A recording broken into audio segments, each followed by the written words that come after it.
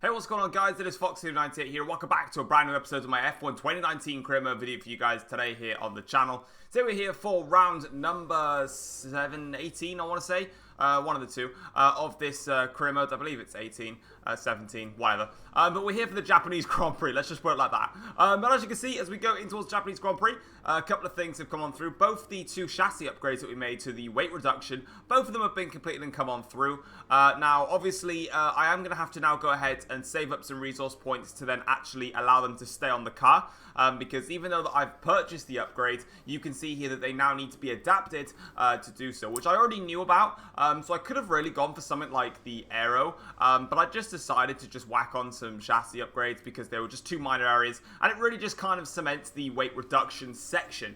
And as you can see, I know the aero is actually the place where we need to work on, but as you can see, with me now starting to halt on my development a little bit, Racing Point and also Renault are catching me. In fact, Renault have overtaken me in the powertrain section, which is quite interesting. But from what I heard from previous videos, this is a track which just mugs you off in terms of the AI.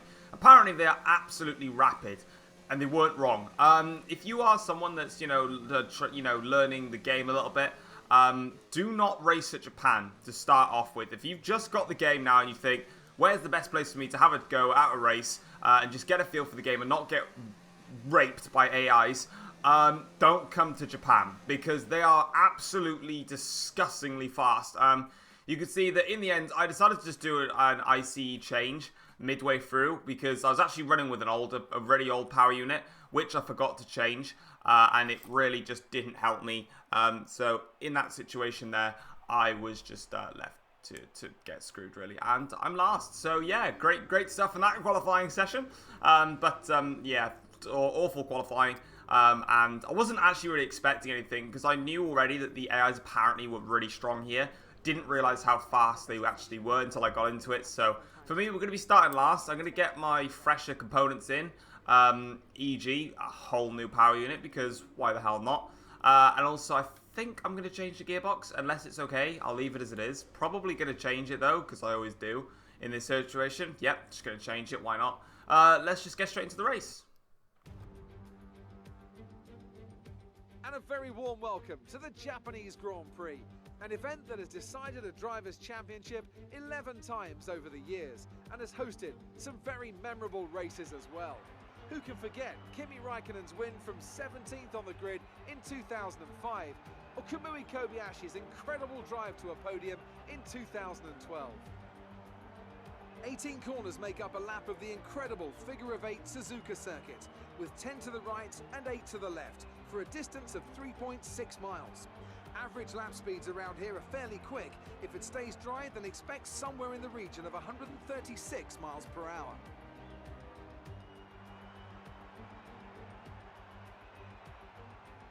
Anthony Davidson, thanks for joining me once again for the Grand Prix.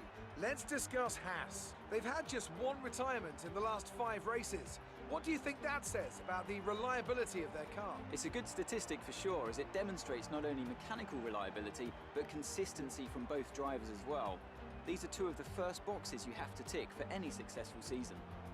Before we begin, let's take a quick look at the grid lineup for today's race. Lewis Hamilton lines up on pole position, and starting alongside in P2 is Sebastian Vettel. Moving on to the rest of the grid, we have Leclerc, Verstappen, Valtteri Bottas, and Gasly, Perez, Hülkenberg, Magnussen, and Carlos Sainz. Butler, Raikkonen, Lando Norris, and Faber, Giovinazzi, Albon, George Russell, and Robert Kubica. Thomas and Romain Grosjean sits at the back of the grid. And now it's time to head down to the track.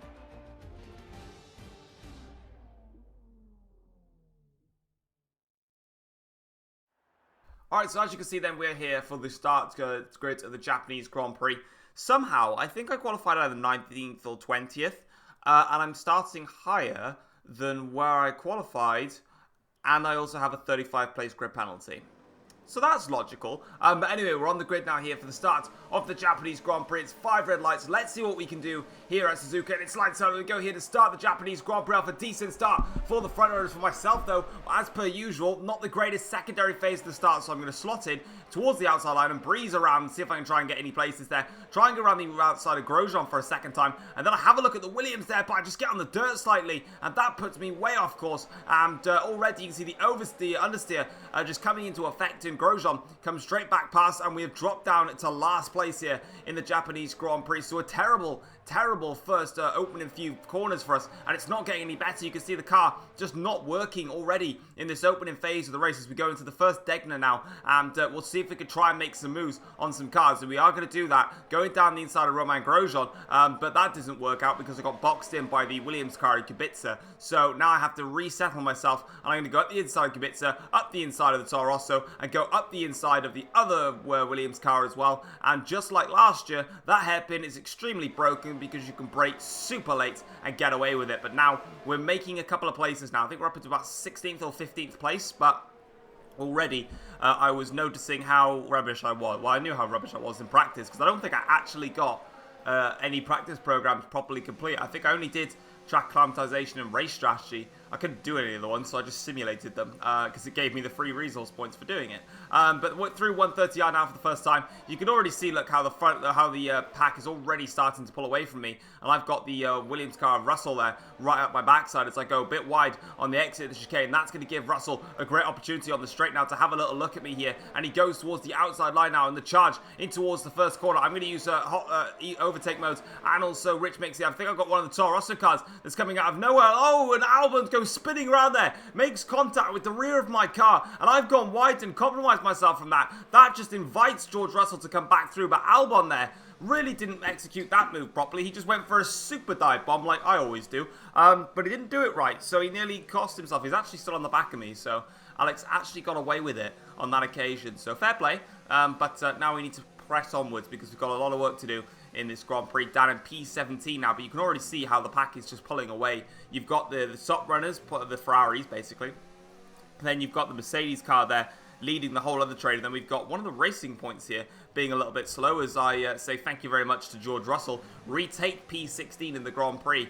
But yeah, already not looking like a great race. Lap 3 of the Grand Prix, and look at the gap that's forming between the leader of this trade, which is Devon Bulsack, and then also the rest of the field. It's massive already. As I try and go down the inside of Lucas Weber in towards the Degner, doesn't work out on that occasion, so I lift off a little bit, compromise Russell's line slightly, but that's not too bad, and then I go for the inside line into the hairpin, my new favourite overtaking spot, or shall I call it the Kobayashi curve, because that's where he made all of his overtakes beforehand.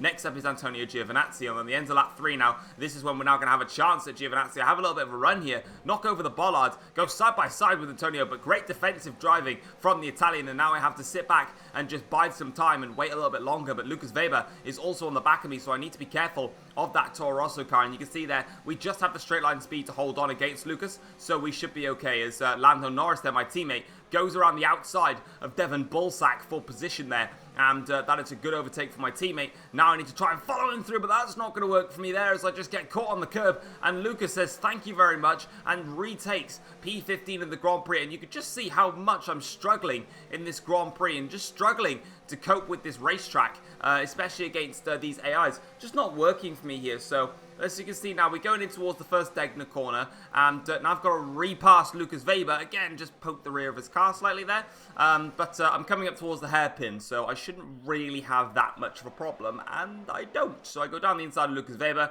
and I dive it towards Antonio Giovinazzi as well, and I get the both of them, 2 for the price of 1. Next up the road is Devon Bulsack here as we get a replay of how he did that from my motion. Nearly, I kind of barged Giovinazzi a bit then, but well. It is what it is. Bit of warning for a collision there. It's fine. It happens. Moving on, though, we got to catch up to Devon Bulsack now. Now, actually, I think Devon has got some damage because look how slow he's going through the chicane here, literally pushing him through it. And I realise at this point, I think he does have some end plate damage. But as you can see now, we're going to go on board with Devon Bullsack here for this one as we now try and have a look, see if my camera works. There it is. Look, you can see the front right end plate is missing off of Devon's car. So he has got front wing damage and we just swoop around the outside. Exactly the same as what my teammate Norris did. And that's Lando up ahead there. Now I need to try and basically recatch to the pack because they've begun to spread out now. And we are a long way off points there. As on lap 6 of the Grand Prix now, we've got one of the Renault cars that's just gone off. That's Hulkenberg there. That's just going backwards. I tried to get a replay camera and find out what happened, but I only caught, you see there, that's why the screen faded black. But I actually found out too late, basically, because I was obviously so far behind, lol. But it turns out that it was actually his teammate Ricardo that smashed into it. No, it's Perez. Perez is in my thing. Now Ricardo got let go. So yeah, him and Sergio Perez actually made contact, but as soon as I caught it, Hulkenberg was already in the gravel when I clicked pause, and then Sergio Perez I just saw was the next car ahead, so I presumed it was that one. But we're coming in for our first stop of the Grand Prix to set the medium tyres. It was 1.9 second pit stop actually, really fast, but yeah, so far not so good. We are not in contention to score points already today. I just don't have the pace, and like I said, the AIs are stupidly fast. And this is probably actually the biggest bug that I have with this game right now. Speaking of bugs, Devon Bullsack is next up the road, but at the end of the day, I don't even need to do anything. I'm just going to do that. There we go, up the inside of Devon Bullsack. And if you thought Danny Kvyat was a torpedo, well, welcome to my videos. So that is Devon out the way, and again, he still has front wing damage. They've still not replaced whatever's the end plate on that car. So I don't know what Racing Point are trying to do, but it's not working for them. Meanwhile, though, on lap 14, we've now caught up to Kevin Magnussen, and this is actually for P10, so somehow, some way, we're now fighting Magnussen for a point. It's 1 point, but it's a World Championship point at the end of the day, so I'm not that bothered. I will take it. So you go towards 130R here against Kevin Magnussen, lift off the throttle ever so slightly, just so I don't understeer into K-Mag, and we get the overtake done.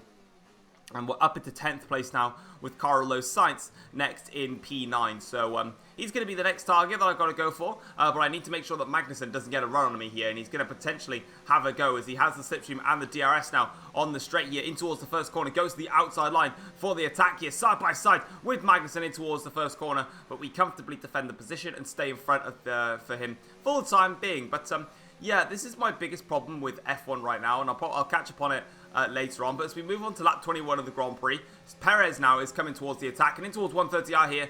Bye-bye, Perez. That thing is now rapid in a straight line, but we still managed to defend against Sergio Perez there. But obviously, that Renault car is much quicker in a straight line. Now, I'm doing the 1-stop in this Grand Prix. Perez, I believe, is actually doing a 2-stop. So he's actually a lot faster in this second phase of the race. And I've now got basically 5 or 6 laps to defend against Sergio Perez. Gap 0.3 per second, go tight to the inside line. Exactly like we do with Magnussen. But Perez will have more straight line speed here. He goes wide, actually, on turn 1. And we hold off for that time being. But we've still got plenty more laps, plenty more places to go for the attack. And here's one of them, is Sergio Perez now literally hovering all over the back of my car here. And we now defend towards the inside line here. Sergio Perez now going to go for the outside into 130R. I'm using rich mixture and also high on the ERS as we go in towards 130R. Nice to defend against that one as we're trying to catch up to Carlos, but I don't think we're going to get him. I think Lando Norris is just in front of this. So yeah, Lando doing a good job for McLaren. It's kind of saving the day really, because my pace is rubbish as we now go on to lap 23 of the Grand Prix, trying to fend off Sergio Perez. This time we're a little bit further ahead as we've got one of the Haas cars there that stopped over to the side. We will actually pass the Haas car, so we'll be able to find out exactly who it is. And who is it then? It is Magnussen. So K-Mag is out of the Grand Prix. Probably got upset because I overtook him. Meanwhile, on to lap 23 of the Grand Prix, still carrying onwards.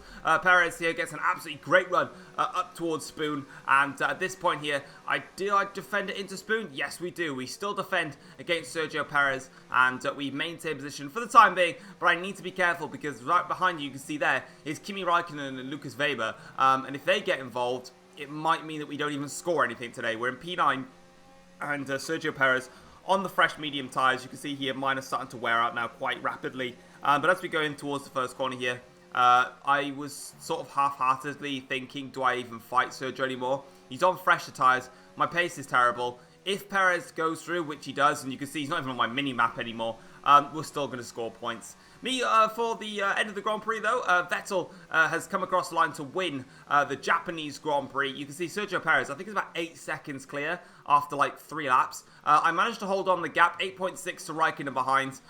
Overall, though, tough day in the office. Really tough day. Didn't have the pace. AI certainly did, which is something that we need to take a note of. However, though, for me, this is probably the most frustrating thing currently in the game right now, is just the overall AI performances around the tracks. Like, Russia, I was comfortable. I was feeling good with the car. I was running in P3 even before it started raining. To put that out there, before it started raining, I was in 3rd, and I was pulling away from the rest of the grid, and I was keeping up with Charles Leclerc and Bottas. And then I come to Japan, the exact same car, just a different racetrack, and all of a sudden I'm literally P10, and I can't even keep up with the Renault of Sergio Perez, and I finish over a minute behind. So there's such an awful inconsistency with tracks. Like, I kept the same AI. I didn't even decrease it. I knew Japan would be hard. I left it as it is, though. And yeah, Codemasters, fix the AIs, please. In the World Drivers' Championship, though, we are on 169 points now. Like I said, our focus is to beat Verstappen and Gasly in the championship. That's all I want to do. I want to beat the Red Bulls and finish P5 in the championship. In the Constructors' title now, we're pretty much securing ourselves as the 4th best team ahead of Racing Point, which is fantastic. Great work out there today. Let's have your thoughts. You gained a lot of positions during the race, didn't you? I mean, I gained 9, but I didn't feel comfortable. But I'm going to praise the team anyway. Do you have any comments about the collision? That was just the quickest no ever. Well, thanks anyway. It's like I knew she was gonna... I didn't even need to answer for that one. But anyway, guys, that is going to be it for this episode of my F1 2019 career modes here for the Japanese Grand Prix. Hope you guys have enjoyed the video. If you have, feel free to drop it a like and subscribe to the channel if you are new as well. I believe the next race is Mexico, because I didn't actually realise this until I was doing my career mode, that Mexico and USA have swapped around. So yeah, the next race we're going to do is Mexico. What we are going to do with the resource points that we do have is we're going to quickly adapt those 2 chassis upgrades that we made on our car, and then obviously we will round it off from them. But like I said, guys, hope you guys enjoyed the video, and yeah, I will see you guys for the next episode. I think we just confirmed here that we're going to go ahead and readapt those 2 parts, which we're going to do. So there we go. So they'll be safe on the car for next season. But until then, guys, I will see you for the next race, which is the Mexican Grand Prix. Take care all. Peace.